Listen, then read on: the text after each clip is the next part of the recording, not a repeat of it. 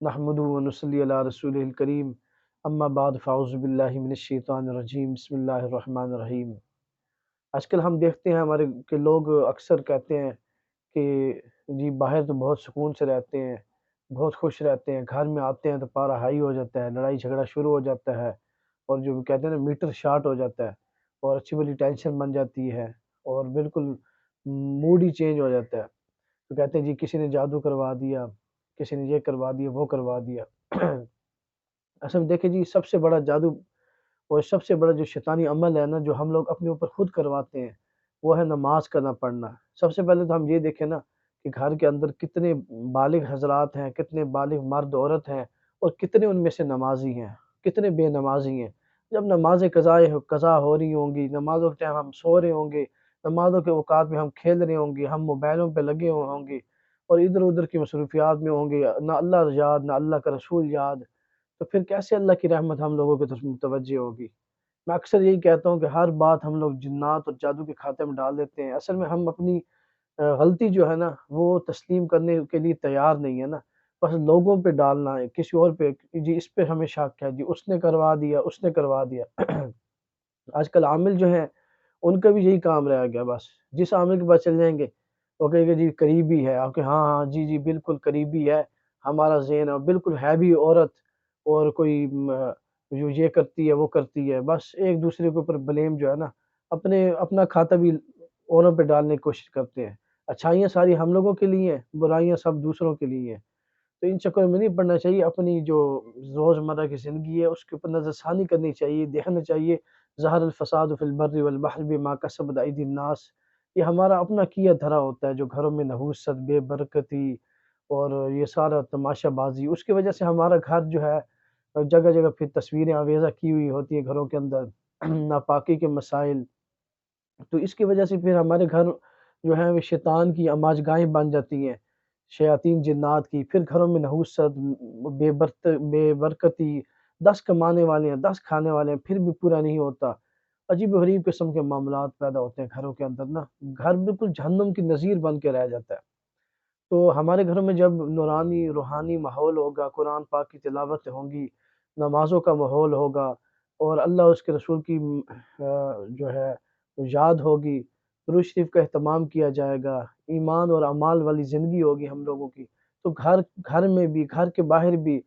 وہ جہاں کہیں بھی سنت اعمال کے مطابق زندگی ہوگی تو رحمت اور برکت ہوگا۔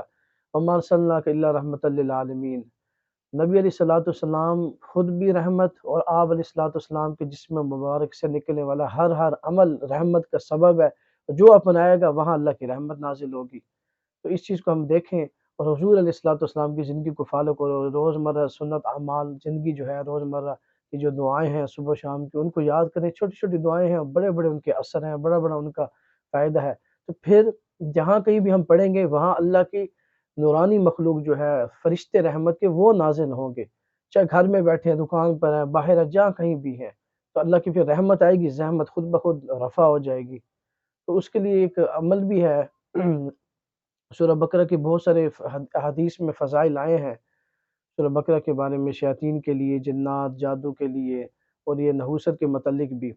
تو گھر میں سورہ بقرہ کی تلاوت کرنا یہ مسنون بھی ہے،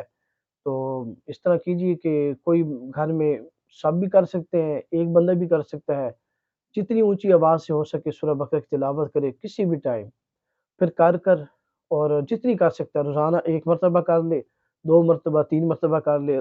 3 دن میں ختم کر لے سورہ بقرہ کا، 2 دن میں کر لے، روزانہ ایک ختم کر لے، یعنی جتنے جو سوٹیبل ہو، جو مستقل کر سکتا ہو۔ تو اگر کوئی مسائل وغیرہ ہیں گھر کے اندر، پریشانیاں ٹینشنیں ہیں، میں تو کہتا ہوں کسی عامل کے پاس بھی جانے کی ضرورت نہیں، یہی صورت آپ کے لیے عامل ہے، یہی صورت آپ کے لیے سب کچھ ہے۔ باوضو ہو، قبلہ رخ ہو، اور خوشبو لگائیں، عطر لگائیں، اور بیٹھ کر اپنا اس پر بقرہ کی تلاوت کریں، ساتھ پانی اور تیل بھی رکھ لیں، بہتر ہے نمک چینی بھی رکھ لیں۔ نمک جب جتنی پڑھائی کریں اونچی آواز سے، جتنی اونچی پڑھ سکتے ہیں، پڑھ کر پھر دم کریں اپنے پانی تیل اور نمک وغیرہ کے اوپر بھی۔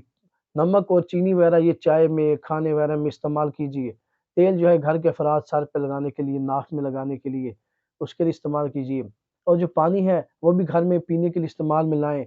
اور کسی پاک جگہ کوئی بندہ گھر میں بیمار ہے تو وہ غسل بھی کر سکتا ہے، تاکہ پانی سیوریج میں نہ جائے،